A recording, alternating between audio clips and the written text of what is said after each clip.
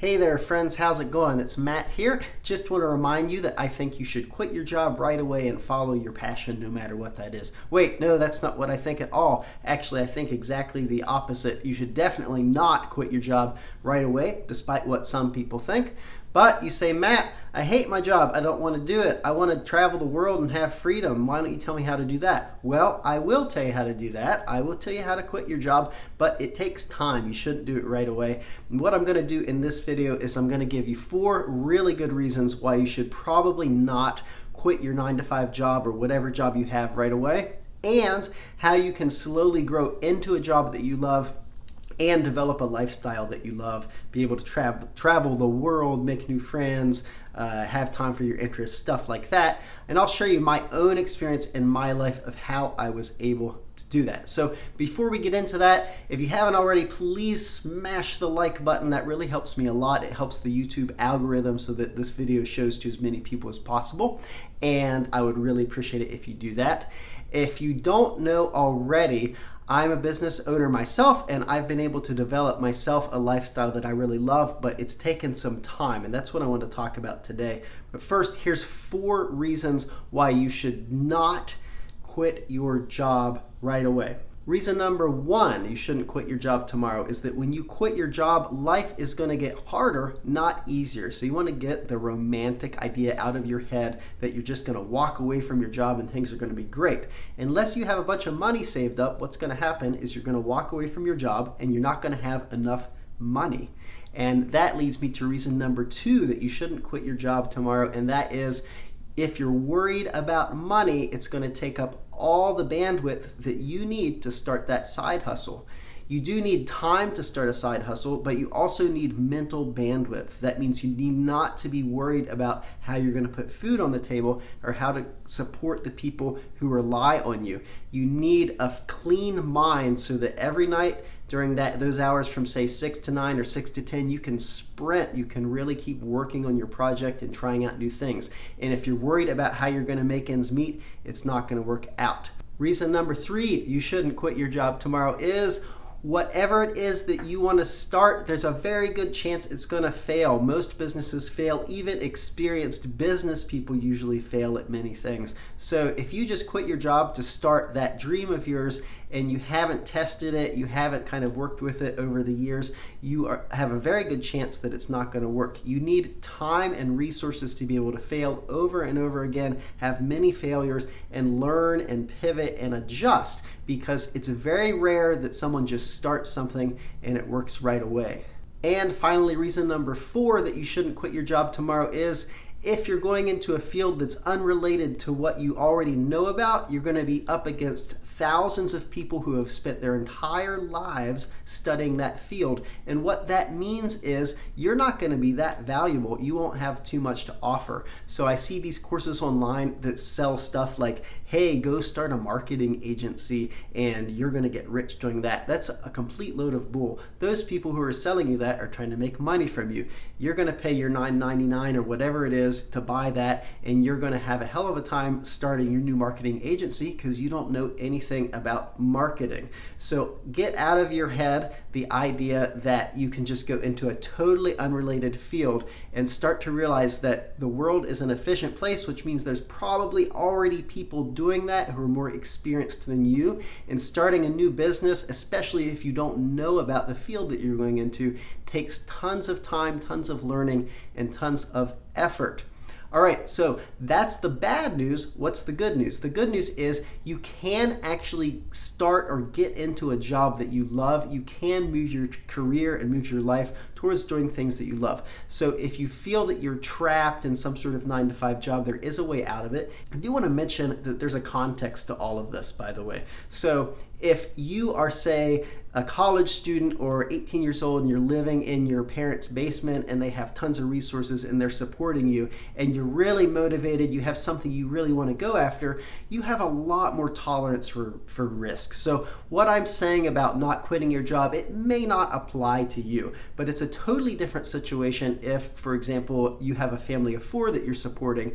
Then you really want to be a little more risk averse. You want to be a little more careful and take your time time moving into different fields because you've got people that rely on you.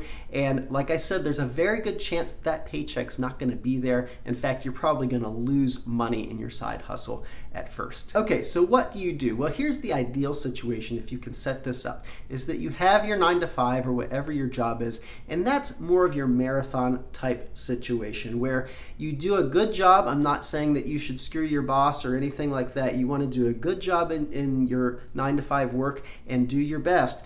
But you don't want it to use all your mental bandwidth. You want those hours from, say, 6 p.m. to 9 p.m. or 6 p.m. to 1 a.m. or whatever you can handle to be your sprint hours. And that's when you're going to sprint day after day after day for months and years until you figure out what works. And it's going to take a lot of pivoting sometimes. It's going to take a lot of follow through. It's not going to work the first time in almost 100% of cases.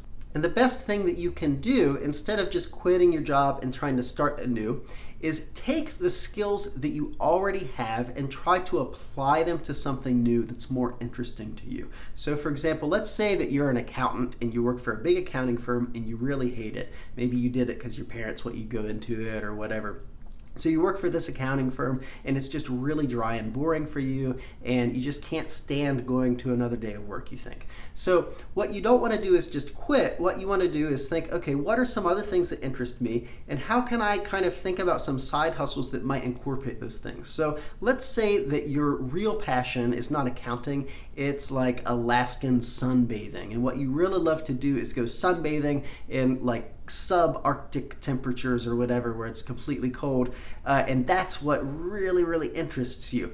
What you might do is search out some Facebook groups on Alaskan sunbathing, see who's interested in that sort of thing, and see if you can apply your accounting skills somehow to that. Maybe there's tour groups that need an accountant for their business, whatever it might be. See if you can somehow get involved in that world.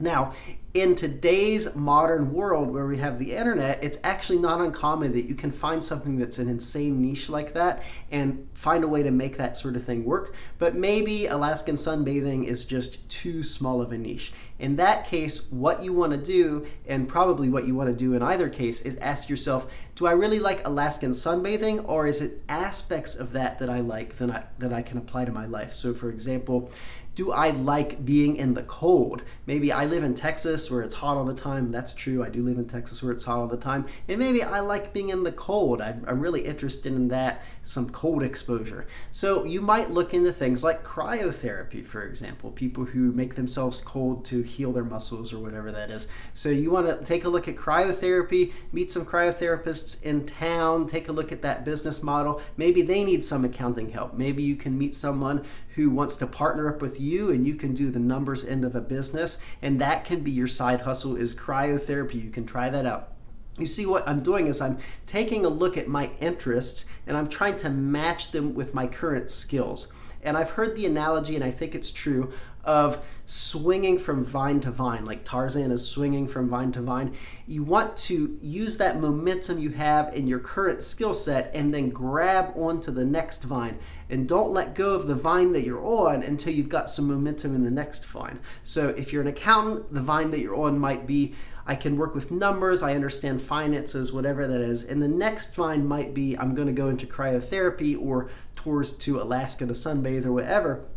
Can I mesh those two things together? Now, you might not be able to, and the hard truth is you're probably going to fail at first. But if you keep exploring things and you stick in there for maybe 6 months to a year and you sprint day after day in that side hustle, at some point you're going to find something that has some traction, and that's when you can really grab a hold and start to expand on that.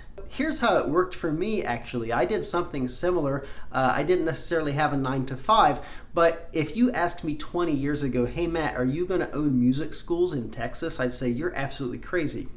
First of all, I don't really like teaching that much. I'm not interested in that. I want to be a famous piano performer, a famous classical piano performer. And I don't know anything about Texas. How would I end up there? I certainly don't know about running a music school. That those skill sets were just not in my head at the time. But over time, I kept expanding my interests. So for example, I moved to Texas to do grad school, and then I started teaching because I needed some income. I learned I was good at teaching because people were telling me I was good at teaching. I was getting market feedback from that because people were willing to pay me fairly good amounts of money to teach them.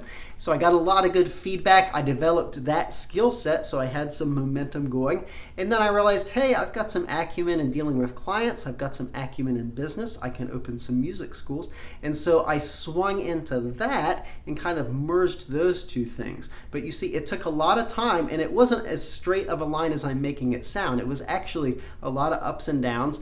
Before I started my music school several years ago, I actually tried a few times to start something a little smaller to hire employees, and it didn't work out. So I had to figure out how to do that. And there was just a lot of trial and error involved. And so you're going to probably find the same thing, that if you want to get to the point where you have a lot of freedom and flexibility with your schedule, if you want to be able to travel the world or have time to do things that interest you or whatever it is, that's going to take time. It's not going to be something that you can start tomorrow.